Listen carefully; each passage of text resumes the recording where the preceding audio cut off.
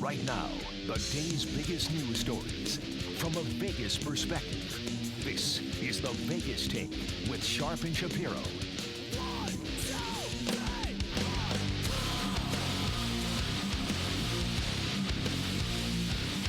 All right, welcome back. It is the Vegas Take, rolling out hour number 2. Sharp and Shapiro, so glad you could join us on a Tuesday. You know, we always have interesting guests on this show. It's going to be fun, and every week we are joined by the minister himself, Stretch Sanders, who is an advocate, has helped a lot of people in Las Vegas. Stretch, we appreciate you being here. How are you? I'm doing well, and you guys? Doing fantastic. Good. Doing great, Stretch. So we are going to get to you in a second here. We also have another special guest on the line. We're going to get to the homeless stuff, the homeless ordinance, and everything around it. There are actually people in Las Vegas that work for us that are saying don't help the homeless. We'll get to that. We'll get to that at the bottom of the hour. But joining us on the line right now, we had him on a few weeks ago. And the reason why Trayvon Martin and George Zimmerman in that case is in the news is because it was announced several weeks ago that George Zimmerman is going to be suing members of the Trayvon Martin family and others $100 million. And my first reaction to that was, this is ridiculous. This guy's a scumbag. How could he do it? But then I watched this film called The Trayvon Hoax. This guy on the line with us, Joel Gilbert, is a filmmaker. I did watch the movie, and it did change my mind a little bit on it. And Joel is joining us on the line right now. Joel, thanks for being here. How are you? Hey, great to be back. Thank you. Yeah, so a couple questions, and then I want you guys to have a good, lively discussion. But I did enjoy your film. I watched it Thanks. twice. There are a few questions I have about the film. Now, obviously, it paints the picture of Trayvon Martin being a wannabe gangbanger, drug use, no question. Probably not the smartest kid in the world. But, you know, more importantly even, he really didn't have parenting or good parenting. His father had been incarcerated before, not really a very good father figure. His mother had kicked him out of the house before. He had been kicked out of school or suspended several times for fighting. This is a troubled kid. There's no question about that. But my stance still is the same when it comes to what happened that night between Zimmerman and Trayvon. I don't think Zimmerman broke the law. I've been very clear on that. A lot of people would disagree with me, but I still do not think that Zimmerman should have followed Trayvon Martin. There's no question Trayvon Martin started that fight, and I don't blame George Zimmerman for taking out that gun and shooting Trayvon because he was in fear of his life. But can you at least give me this, Joel? Zimmerman should not have followed him. He should have waited for police to get there. Can you at least give me that? Well, let me address the two things in order you raised. First of all, the film really doesn't paint Trayvon as a wannabe gangbanger. I really go through the last 8 months of his life where I really got to know him through his text messages, and that he was an average kid. He wasn't a bad kid. He wasn't a thug, and he kind of went in this downhill spiral because of losing his home, losing his stepmother, and he started acting out very badly. Mm-hmm. So I think it is somewhat sympathetic to Trayvon and kind of how his life kind of came undone, and he got into heavy marijuana use and dealing guns, and I think it is somewhat sympathetic. Secondly, Zimmerman, as you saw in the film, addressed that issue of him allegedly following Trayvon, and what he said in the movie, as you saw, since you watched it twice, I asked him in the movie, I said, why did you get out of your car after you called the police? And he said that the dispatcher kept asking him over and over which way this person had gone so they could relay it to the police. So he got out of his car, in his mind, was only to assist the dispatcher to let them know which way they went. And then I said to Zimmerman, well, when the dispatcher asked if you were following him, why did you answer yes? Because the dispatcher says, are you following me? He says, yes. He says, we don't need you to do that. Mm-hmm. And Zimmerman says, okay. And, of course, that was edited out of much of the media, the word okay, which is why most people in their minds still think that he was following him, because NBC actually ended up firing a few people because they had edited out the word okay. Right. So when I asked Zimmerman, why did you even bother saying you were following him, even though you did say okay and then you did not, he said that he actually didn't mean that he was following him. He was just meant that he was going in the direction he'd last seen him. All right. And he never saw him at all during that time. I understand that, Joel. And then one more thing is then he tells the dispatcher to have the police officer meet him back at his car. In fact, the altercation happens next to Zimmerman's car, which proves what he was saying, that if he was following him, he wouldn't be next to his car. So that's why the police report, no one has read the police report that exonerated Zimmerman. The police report goes through all of this, including the location of the altercation, which backs up Zimmerman's statement. So that's why that idea that he had followed him around was really promoted by the fake witness, Rachel Gentile. I want to get to that. You know, and I'm sure you're disturbed that she was not the real person on the phone. I want to get to that, but I just want to add this. While all that stuff might be true, even if it is true, if I see somebody that's suspicious and I'm in my car and I think that person might be dangerous, and the 911 dispatcher asks me for a description, and even if I don't have a perfect description, I am not a police officer. I am not going to put myself in harm's way, whether I have a gun or not, and I am not going to get out of my car and follow that person. Now, that's just my personal opinion, Joel. We will agree to disagree on that, but let me agree with you on one thing. Look, a lot went wrong. Zimmerman could have rolled down his window and said to Trayvon, "Excuse me, you've had a lot of robberies. Do you live in the neighborhood?" Of course. Trayvon could have flipped him a middle finger. There's a lot of things that went wrong. Yes, absolutely. But the basic conclusion is it's not because it was a racist incident. No, I don't think it was. America is racist. Yeah, no, I don't think it was. In fact, you said in your movie that Zimmerman was helping African Americans. You know, he was actually mentoring African Americans. I don't think George Zimmerman is a racist. I'm with you on that. All right, so if you're just joining us, speaking with Joel Gilbert, the Trayvon hoax filmmaker, Zimmerman suing for $100 million. We have Stretch Sanders in. I want to ask you one more question, then I want you to have a conversation with the minister. So you talk about Rachel Gentile, and this is fascinating to me and sad at the same time, that it appears as though the prosecution, maybe some of Trayvon Martin's family members, coerced a woman to take the stand and lied, saying that she was Trayvon Martin's girlfriend, when actually it wasn't her. It was somebody else that you actually interviewed in this movie. So if that is the case, those people need to be held accountable. But with that being said, my question to you is this. In the documentary, you're speaking to the real girlfriend of Trayvon Martin. You did this handwriting test with her, because there was a letter. But here's my question to you. As a filmmaker, at the end of that interview, why didn't you ask her questions about Trayvon Martin? Why didn't you ask her questions about the case? Why didn't you ask her if any Trayvon Martin's family members told her to stay away? I was confused in the film. I understand why you had her do the handwriting thing, but why didn't you press her on Trayvon Martin? Because I didn't hear any questions like that. Right. So a lot of people are familiar with kind of hard copy or local news kind of gotcha journalism, where you approach somebody and say, "Hey, tell me everything you did in this case 6 years ago." Now, that wasn't the type of investigation. I already had all the information that I identified her, so I didn't think, number one, if I asked her, I said, "Hey, I'm investigating this case. Can you tell me everything about your role in possibly suborning perjury if she's helped put up Rachel Gentile to pretend to be her?"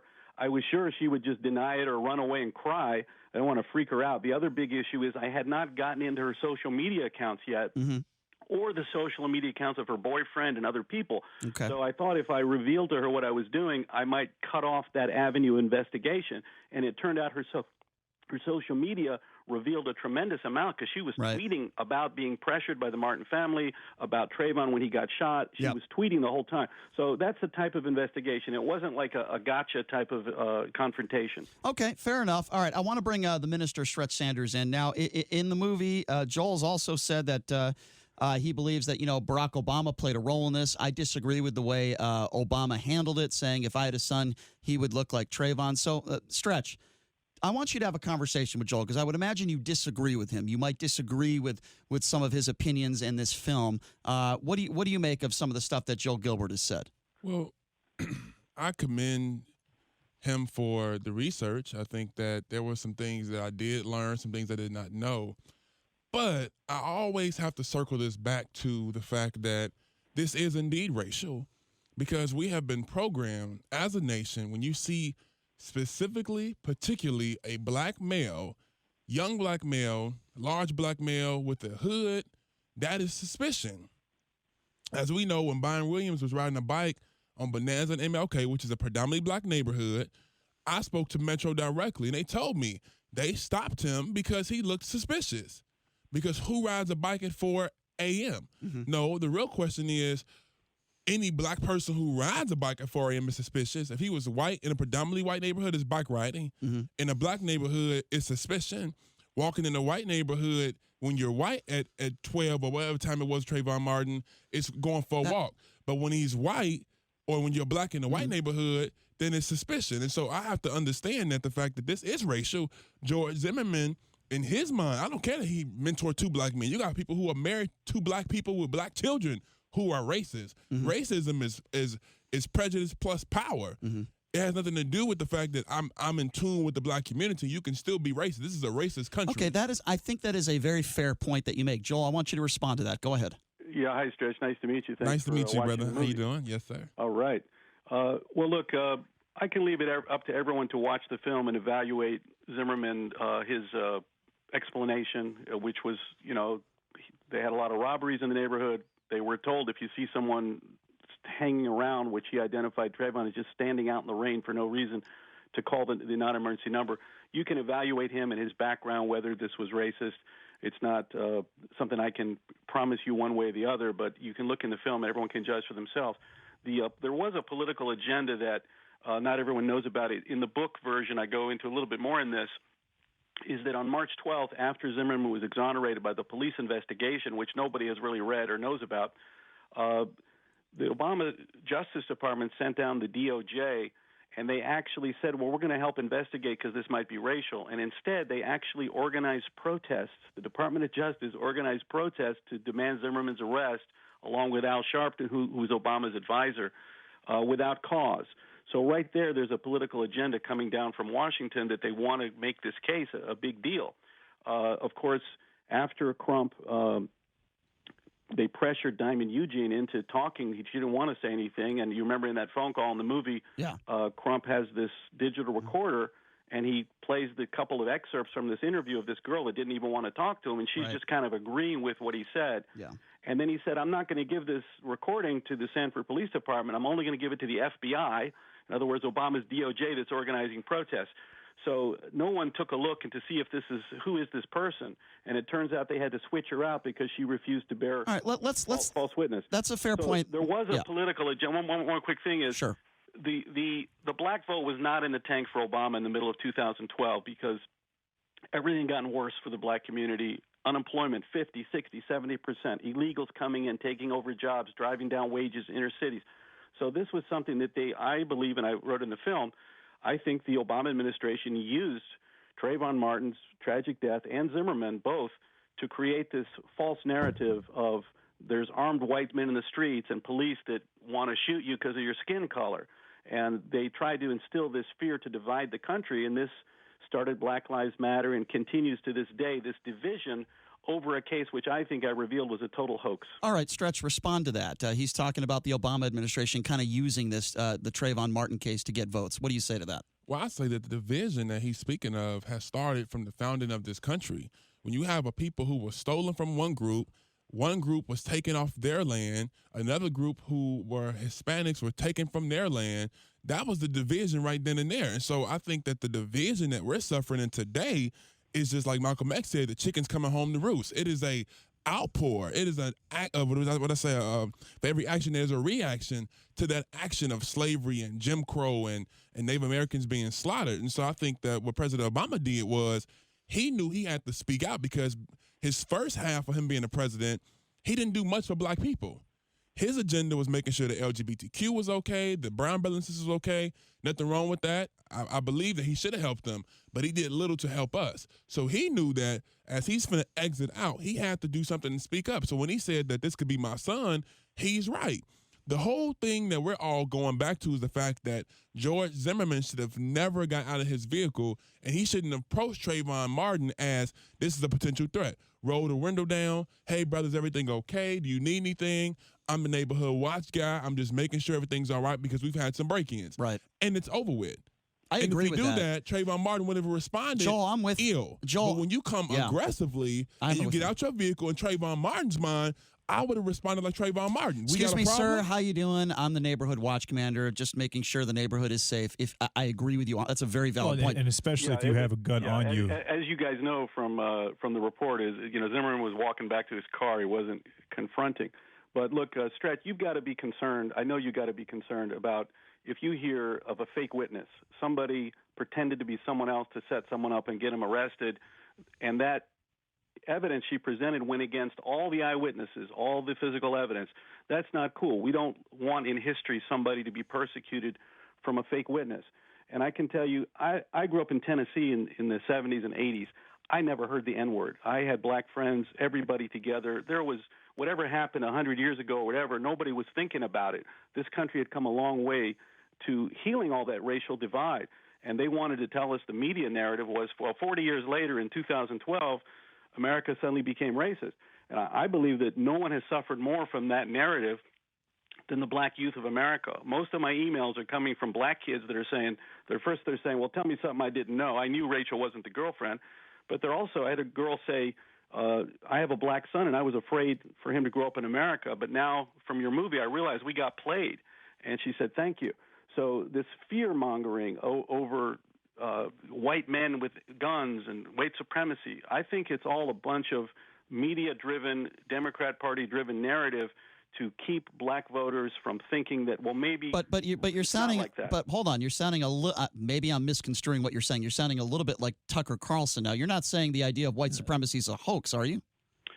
I'm saying I believe I grew up in Tennessee. I never met a white supremacist. I don't know anybody that did. Okay, but that doesn't mean they don't. The N-word. Okay, I respect that. You want to say, but I'm saying they put the idea out there that the biggest problem for black America is armed white men in the streets or some kind of white supremacy. Well, no, I'm not. Listen, movement. I'm not saying that. I've never heard of that. No, I'm not saying that. But white supremacy exists. No, what Brian's asking you anyway, is this case was used for a political agenda, and that's the point that I think everybody, black and white, doesn't appreciate, that you can persecute and try someone based on a fake witness.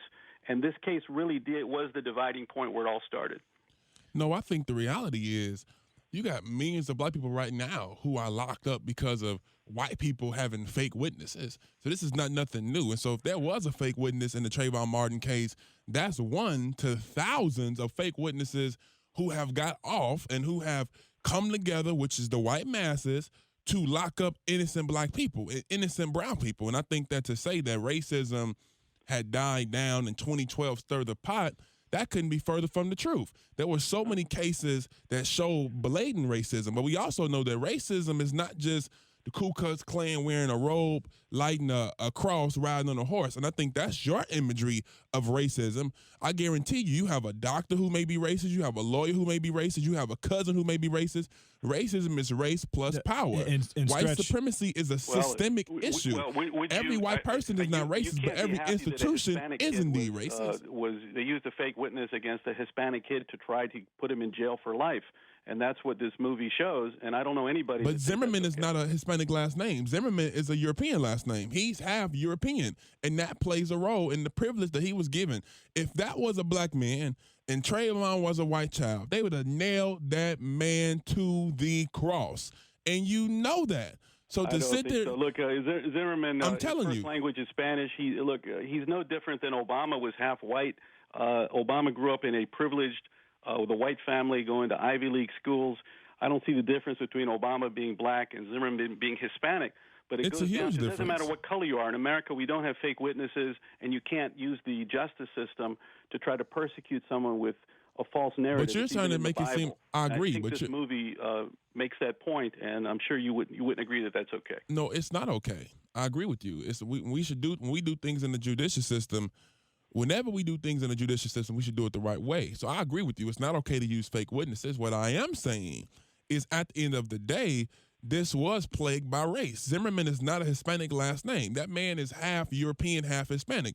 And if you want to know something, Hispanics are more privileged than black people in America. Black folks are at the bottom of the barrel. When it comes to economics, socially, politically, we are at the bottom. White people in this country have been conditioned from the beginning of time to view us as the enemy. So when you see a black person wearing a hoodie in a neighborhood that's predominantly white, they're going to get treated as the enemy. So just because you may have grew up seeing or not seeing racism, that doesn't mean it's real. If a tree hits the ground, don't make a sound, don't mean it didn't fall. Let me ask you a question. Yeah. You said that there's some racist doctors and lawyers and dentists. How would they treat one of their patients if they were racist? What would they do to negatively affect their lives? Racism is shown in so many ways. If I have a doctor who may appear to be racist, he wants my money, so he may not come in with this.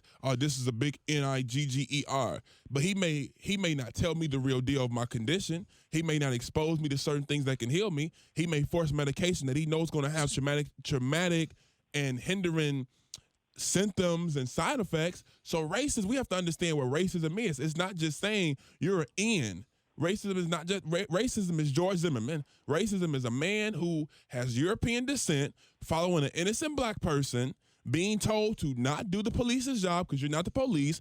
He does the job, and then he gets away with nothing. I understand, okay, if you say don't get him murder charges because there was a fake witness or there was some loopholes in the case, charge him with nothing, no manslaughter, no aggravated assault, that's no battery. That's the prosecution's fault, though. So that's what I'm saying. But that was the prosecution's fault. It's white supremacy's fault because the prosecution is being coerced and being strung by white Okay, supremacy. well, that's where here's where I disagree with you, Joel, and you both can comment on this. I believe that there was a lot of pressure on the prosecution to get a murder conviction, and I believe without that pressure from the family and the African American community, I believe in a normal case that there wasn't race it wasn't involved.